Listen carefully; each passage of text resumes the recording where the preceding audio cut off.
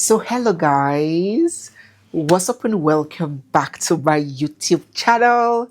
It's me, your girl barrister Neze, and this is Nezeville. At a recently concluded National Women Convention, there was a speech that has sent vibrations all across the four corners of social media. In today's video, we are going to address that speech and take the conversation even deeper. Let us dive right in by listening to what Big Mommy here has to say.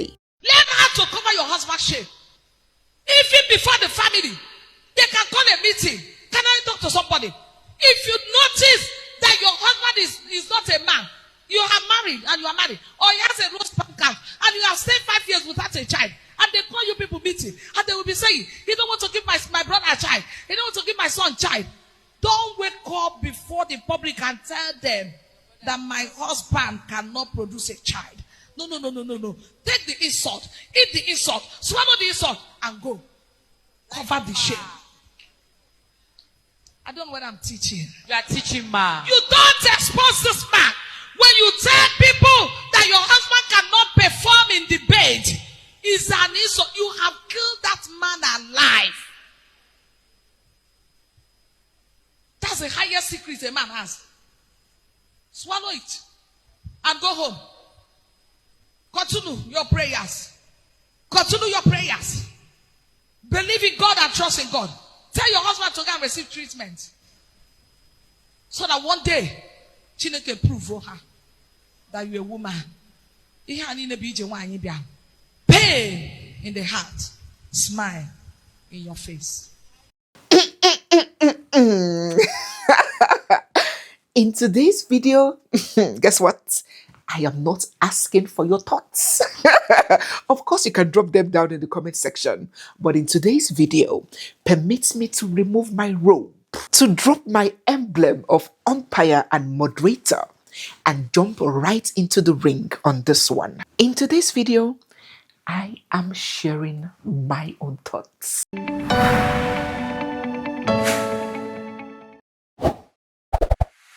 Do you know that what Mommy said is good advice? I agree. I stand for it. I live by it. Cover your husband's shame.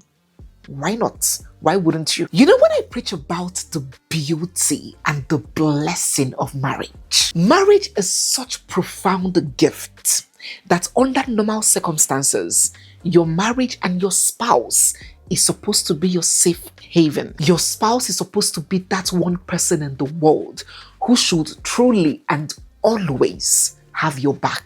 A place where you do not need to perform or pretend or dress up your emotions the way you might in front of friends, extended family, or the society. In marriage, you are presented with the rare gift of being seen as you are and loved as you are. You can be vulnerable without fear, ugly in peace without shame, and tired without being misunderstood. A marriage is designed to be some sort of a shelter where in your most trying times, when life has dealt you tough blows and you are at your lowest, your spouse becomes the anchor that steadies you. It's like a lady on social media getting dragged and bashed and pulled and taunted on social media online, and she comes out to keep a tough front and say, go to hell, and talk with sharp mouths. And when she gets back home, she calls into the shoulders and embrace of her husband and cries. It's like a man at work going through the hassles of the tough streets. Water being spilled on him, his boss yells at him, trying so hard to make ends meet.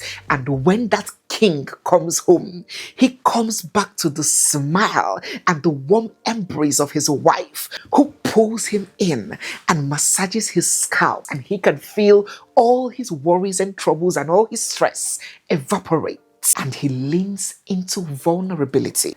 That is the design that God had when he created marriage. So yes, your spouse is supposed to cover your shame, your limitations, your inhibitions, your shortcomings, your inadequacies from the world, not broadcast it or weaponize it. So I wholesomely agree with mommy.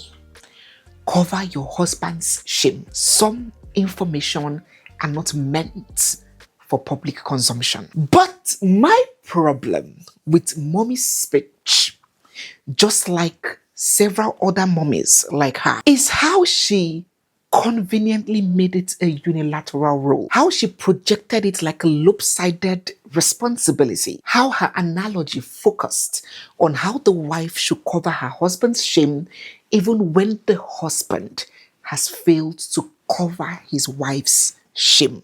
Now, in this case, in this example that mommy painted, it was the example of a couple, let me not say a woman who hasn't put to bed, a couple who are yet to have children.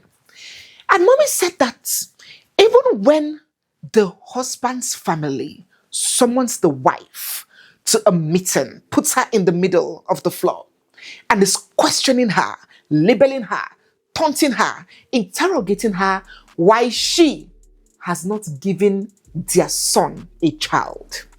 And that son in question happened to be the problem. He is impotent. He is not a man, as mommy put it. What a way to put it. He is not a man, but his family is taunting, harassing, and humiliating his wife. She should stay silent, cover the man's shame, smile on the face with pain in the heart, as she put it. And so I'm wondering, why this man in question, who happens to be the problem, even if he wasn't the problem, it is still his responsibility to cover and protect the wife from the claws of his family. So the man is alive and well, hale and hearty, eyes open in his lifetime, and he allowed his family to summon his wife up for humiliation, up for torment, up for torture. And he failed woefully to protect his wife, to cover his wife, to shield her. But now the expectation is for the wife to be the one to cover him. My choosing to address this convention or mommy's speech is not isolated only to what mommy has said. It is because this is a common social pattern. It's a common advice in many situations. It is a very common position to hold. And it has become very important that we speak up, that such indoctrinations are not only dangerous, they are damaging. And this is why many men in marriages that have problems, fertility problems, are nonchalant, are unbothered, are not giving it as much seriousness and attention as they should, because they know that, alas, society would blame the woman and tell her to be the one to chest all the arrows that are being shot. And that is why you have women whose husbands have no sperm count or low sperm count, or are incapable of impregnating a woman, and they are the ones begging the men to seek medical care, to seek medical intervention. Tell me one man in the world who would beg a woman whose fault it is that he doesn't have a child to go to the hospital or seek medical intervention. And that is why in churches, we always have prayers and tarry nights and deliverance sessions for barren women, and we never see any for impotent men. Hello, if you have ever seen a flyer calling all impotent men, all men with no sperm counts, to come for deliverance session, please let us know down in the comment section, because I never have. Despite science has told us that more than half of the times when couples are having difficulties having children, many times the problem comes from the man. Such indoctrinations that mommy is preaching have led many men into marriages with the man's expectations and unending requirements, yet with no desire to assume duty or take responsibility. Such preachings have created unhealthy balance and has put a lot of marriages in trouble. Many women facing serious challenges from their husbands in marriage. It didn't start from when that marriage happened. It started by how they were raised by their mothers, what they grew up hearing, what they watched and saw their mothers practice and preach. Check any man giving his wife hell in marriage. Most times it's either his father is a tyrant or his mother is the queen of toxic patriarchy. Hardly, very, very hardly would you see a man from a family of human values, from a family of fairness, love, and equity, turn around to become an Idi Amin and start dragging his wife through hell. Most times it's from the foundation of these kinds of teachings. Even women. Check the women that are giving their husbands a very tough time in marriage, that are unleashing hellfire on their husbands. Check the indoctrination. Check the way they watched their mothers treat their fathers. Children would always pick from their parents. They would always emulate their parents. We need to stop these toxic preachings and upbringings. These lopsided counseling needs to stop. Our mothers of the past flawed terribly when it comes to that. And so many marriages today are suffering as a result. I'm not saying that every of their parenting tactics were flawed. No. They did so well in several respects. But when it comes to this one, they left so much more to be desired. Mothers of today watching me, please watch the kind of indoctrination that you pass, both consciously and subconsciously, to your children, to your sons, to your daughters. Because the girls and the wives that will be waiting for them in the future will be nothing like your mothers of the past. And that is a fact. If you like, don't train them well, don't teach them well, don't give them the right mindset and ideas.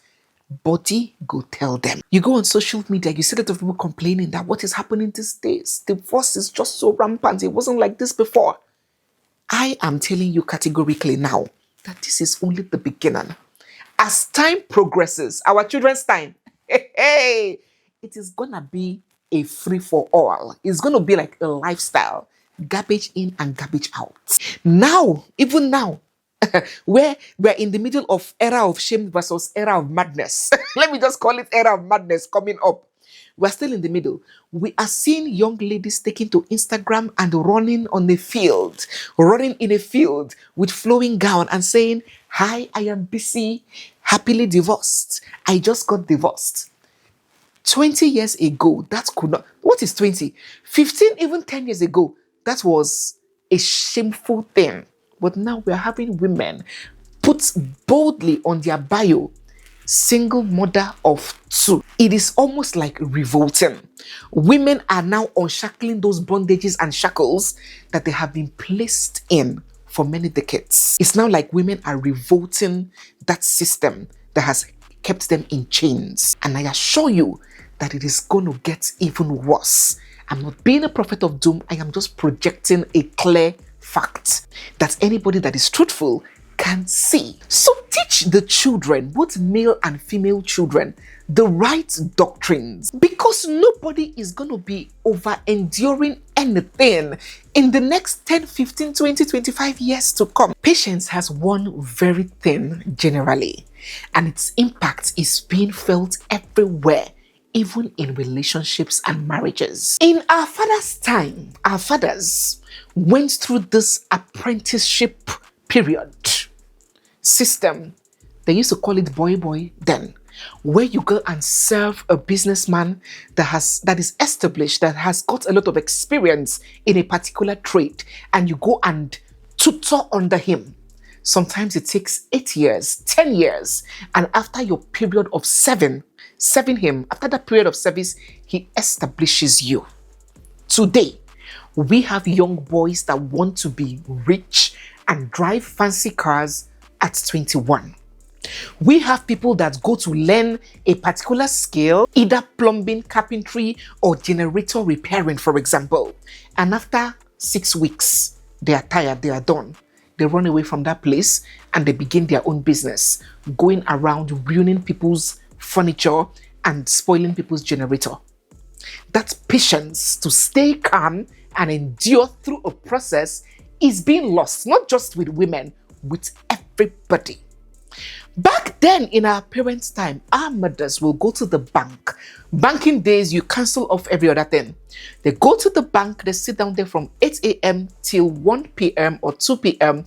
to get a check, to raise a bank draft. Today, you go to the bank, there's queue, you walk out, you use your ATM. If there's queue on the ATM, you use your mobile app. If the mobile app is not working, you get the POS agent. There are options. Nobody is cooling down again.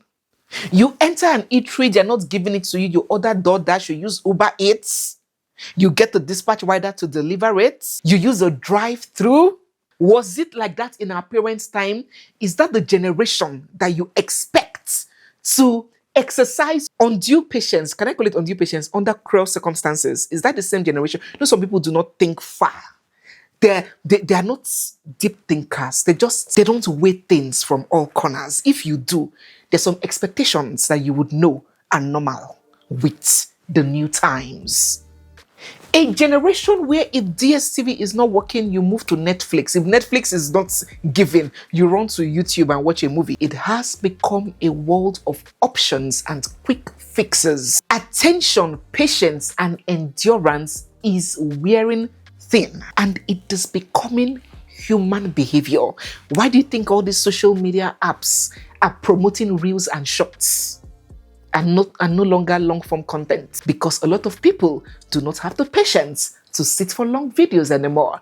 You have to know what you are doing as a creator to keep people watching you for a long time. And that behavior is reflecting on every sphere of human life now, even marriages, and it will get worse. Women will endure and tolerate a lot less in the future than they are tolerating now, than they are doing now, and than their grandmothers did. Even just Facebook,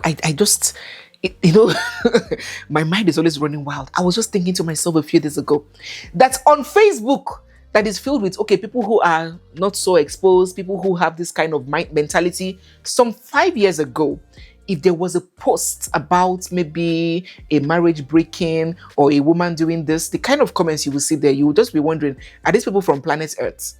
They'll be like, woman, endure, tolerate it, do this, do that. But now go on Facebook and see the comments are there. Everybody is now seeking fairness. Everybody is now moving away from things that is crushing them. Stop with the toxic, one-sided, and lopsided advices. Raise these children for the marriages that they will have, not the one that you have or the one that your mother had. Raise them to understand the concept of respect and to appreciate the fact that for every duty owed, there is a responsibility that comes with it. Teach them accountability. Daddies watching me here, mommies and daddies. Okay, let me just talk to my odogus, my kings. Daddies watching me here. If you have little daughters, 3 years, 4 years, smallies, if you tell them do something, the little babies now, the little baby girls will ask you, Daddy, why do you want me to put my hair like this? Daddy, why do you want me to put my knapsack like that? In those days, you dare not question. You do as your daddy has ordered. Now, little baby girls are asking questions. Daddy, why? Daddy will now say, sweetheart, you had to be like this because it's better like this. It will make you safer. It will make you... And baby girl will say, okay, daddy. So even small baby girls of 3, 4, they are now asking questions. You now go and raise your son to believe that he is Alpha and Omega and cannot be asked any question. You are setting your children up for marital instability and broken homes and troubled relationships, and everybody would suffer from it. Gone are the days where it's projected like it's only the woman that suffers when the marriage breaks. Everybody would suffer from it, even you, the parents.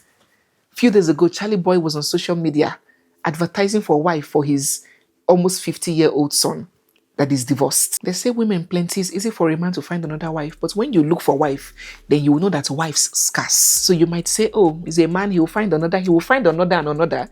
And those girls in that time will keep on living him until he finds himself in depression. Let us teach the right things. Let us teach to our sons and our daughters Gone are the days that is only our daughters that will be teaching. And not just teaching them. As mommy is teaching them, daddies should be showing them.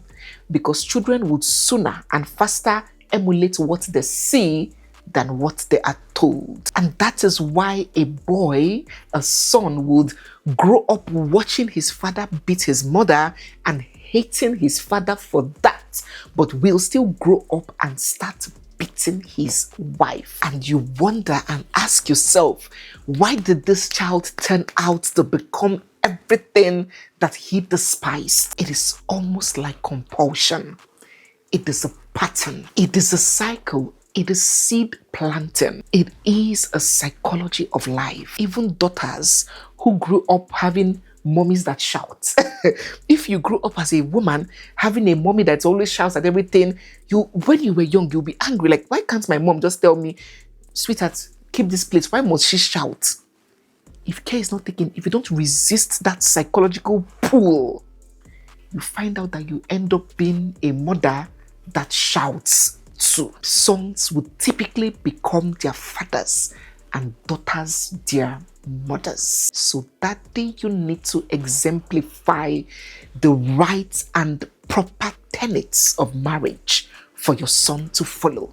And same goes for mommy. These destructive advices will not help the next generation of marriages, because these are the kinds of mothers-in-law that when their daughters-in-law are going through problems in their marriage with their badly raised sons, and they go and tell their mother-in-law, the daughter-in-law will find herself in a worse situation than she was before she told the mother-in-law, because she would never see anything wrong with her son's toxic behavior. She was the one that raised him to be that way. So my darling parents of the modern generation, taking the good parts of what our parents taught us when it comes to marriage and life, and dropping the bad ones. When we teach our children, or when we dish marriage counsel, even older mommies watching me, hello, please mommies, open your ears. So I come with all due respect.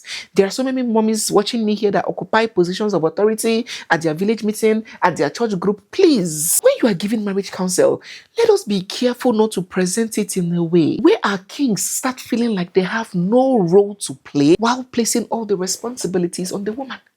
Where the man feels like he does not have a duty to protect his wife's shame, but the woman has a responsibility to protect his. Too often in our society, the counsel given focuses so heavily on what the woman should do. Be patient, endure, cover his shame, even if he's a predator and he rapes children for fun. Sacrifice, submit, and as mommy here said, pain in your heart, smile on your face, without the same level of emphasis on the reciprocity that should come from the man, the love, the respect, the loyalty, the regard, the protection. And that is why the stench of hypocrisy from people who over-obsess and over-focus on submission without also promoting the duty of love nauseates me. You want to enjoy duties, but you do not want to have responsibilities owed. You are quick to shout, bend, and submit, but you do not know that the duty of love is even a more difficult responsibility. Because if it's respect, you can respect anybody. You can respect your boss, you can respect your neighbor, you can respect anybody. But to love the way Christ loved the church, Christ was on the cross dying. While the church was killing him, while the people were killing him, he was still defending them. He was still interceding for them. He was still telling God, forgive them. They don't know what they are doing. People that were killing him. That is the kind of standard of love that God holds you to. But you do not fulfill your parts because of all this one-sided and lopsided advice and counsel. So you want your bread buttered on both sides. You want to enjoy a duty owed to you, but you do not want to fulfill the responsibility you owe to others. You do not want to love how Christ loved the church. If you want to interpret that literally, not me, my Bible talk out, it means even if your wife is killing you, still protect her, because that's what Christ did. Do you know the level, the depth of that love that is required of you? But you are hurting her, you are maltreating her, you are cheating on her, you're giving her diseases, you're doing all sorts, but you are emphasizing on the responsibility she owes you. That's unfair. That's imbalance. That's the result of ages and decades of such toxic advice and preaching. So please, this covenant of covering belongs to both parties, and imbalance creates an unhealthy marriage. A marriage is a beautiful covenant between two people, not a contract where one person is required to give and give and give endlessly while the other party only receives and makes demands. Let us encourage the both parties in a marriage. It takes two to tango in anything and everything. Even the Bible in the book of Amos, chapter 3, verse 3, it says, can two walk together except they agree? Even the Bible knows that marriage cannot be one person's effort. You cannot work together if the other person, no matter how good you are, the thing cannot work if the other person is nonchalant or complacent or refuses to do his or her own part. So mommies and daddies, let us learn to balance this advice and encourage the both parties to be of their best behavior so that we can have great, liberating, strong and sweet, kingdom enjoyable and fulfilling marriages, not just for ourselves but also for our children. Let me know what you think down in the comment section on everything I have said and on what mommy here at this women convention had to say about a woman having the responsibility of covering the shame of a man who throws her to the wolves. Let us get your thoughts down in the comment section. So guys, yes, we have come to the end of today's video. If you're new here, you're seeing my face for the first time, or if you've been watching without subscribing, don't forget to hit the subscribe button, give this video a big thumbs up, drop all your comments down in the comment section, and stay glued for we have so much more coming your way. It's me, your girl barrister Neze, and this is Nezeville. I'll see you guys in my next one. For now, bye.